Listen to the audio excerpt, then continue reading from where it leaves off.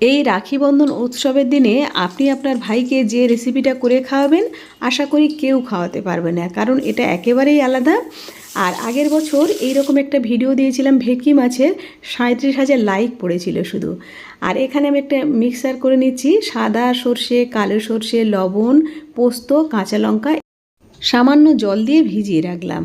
তারপরে সেই ফাঁকে আমি দুটো বেগুন নিয়েছি, সাদা বেগুন নিয়েছি, আপনারা চাইলে কালো বেগুন দিয়ে করতে পারেন, কালো বেগুনটা কিন্তু আরও ভালো হবে। আমি পাইনি বলে সাদা বেগুনটা দিয়ে করছি। এই বেগুনটা আমি এইভাবে কেটে নিচ্ছি। এই বেগুনের মাঝে যে দানাটা আছে সেই দানাটা একটা চামচের সাহায্যে আমি পরিষ্কার করে নেব। একটা কাঁটা চামচ নিতে হবে, নিয়ে দুটো বেগুনের মাছ থেকে দানাটা বের করে নিতে হবে। এর মধ্যেই মাছটা ঢুকবে, তাই সেই রকম একটা জায়গা তৈরি করে নিতে হবে। আর আপনারা সেই রকম আপনাদের মাছের সাইজ আর বেগুনের সাইজটা বুঝে শুনে নেবেন। দেখুন আমি এভাবে একটা কাঁটা চামচের সাহায্যে আস্তে আস্তে ভিতরে দানাটা আর কিছুটা বেগুনের মানে খোলের মধ্যে যে অংশটা সেটা কিছুটা বের করে নিচ্ছি। নিয়ে দেখুন একেবারে বাসার মতো করে নিতে হবে। আর এটা বেগুনের সঙ্গে ইলিশ মাছ যাবে তো খুব ভালো। আমরা সবাই জানি আমি করেছিলাম ভেটকি মাছ দিয়ে।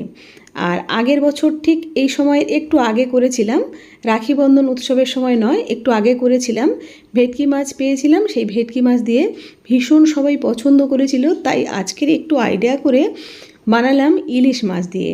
আর ইলিশ আর বেগুন তো মানে খুব ভালো যায়। আর আপনি যদি এইরকমভাবে ভাইকে করে খাওয়ান, ভাই তো চমকে যাবে। আর আপনার আত্মীয়কে কিন্তু শেয়ার করতে পারেন, ভীষণ ভালো রেসিপি। আর ভাতে মাখানোর সময় এই বেগুনটাও নরম হয়ে যাবে, আর ইলিশ মাছ ভাপা সব একসঙ্গে একটা অন্যরকম ফ্লেভার আসবে।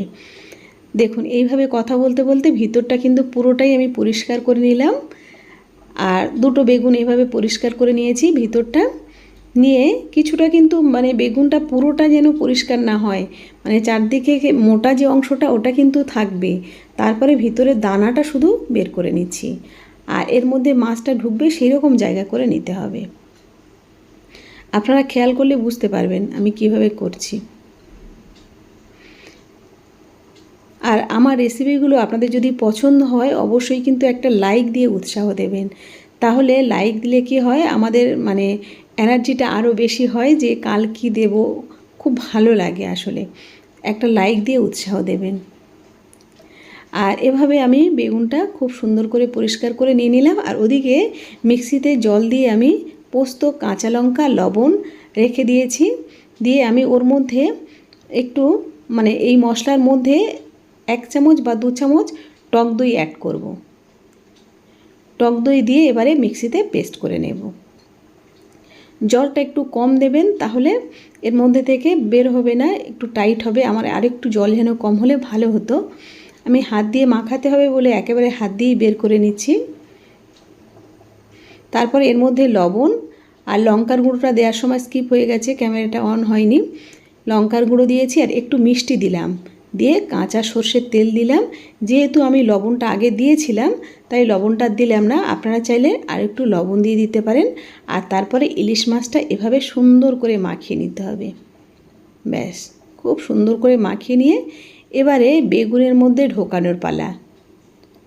এইভাবে ঠেসে ঢোকাতে হবে, শুধু একটু ঠেসে ঢুকিয়ে দিলেই হবে, কারণ নরম হয়ে যাবে পরে বেগুনটা, আস্তে আস্তে জায়গা করে নেবে। এভাবে আমার প্রথমে ঢুকছিল না, তারপর আস্তে আস্তে চেপে দিয়ে মশলাটা আবার বের হয়ে যাচ্ছে। মশলাটা কিন্তু দিতে হবে, মশলা না দিলে টেস্টটা ভালো হবে না। মশলা এর মধ্যে যতটা সম্ভব আস্তে আস্তে করে এর মধ্যে ঢুকিয়ে দিতে হবে। এইভাবে একটা কাঁচা লঙ্কাও এর মধ্যে দিতে হবে। কিন্তু এই মাখাটা খাওয়ার সময় মাছ যখন মাখাবেন সর্ষের সঙ্গে কাঁচা লঙ্কাটা কিন্তু মাখিয়ে খাবেন, তাহলে ভীষণ ভালো লাগবে। এই সিদ্ধ কাঁচা লঙ্কা এর মধ্যে এটা কিন্তু অবশ্যই দিতে হবে।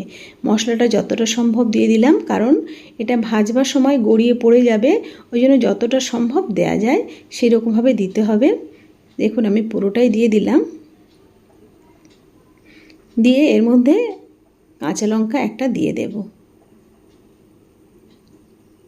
ব্যাস, আপনারা 2টো করতে পারেন, 3টে করতে পারেন, 4টে করতে পারেন, যেমন খুশি আপনাদের করতে পারেন।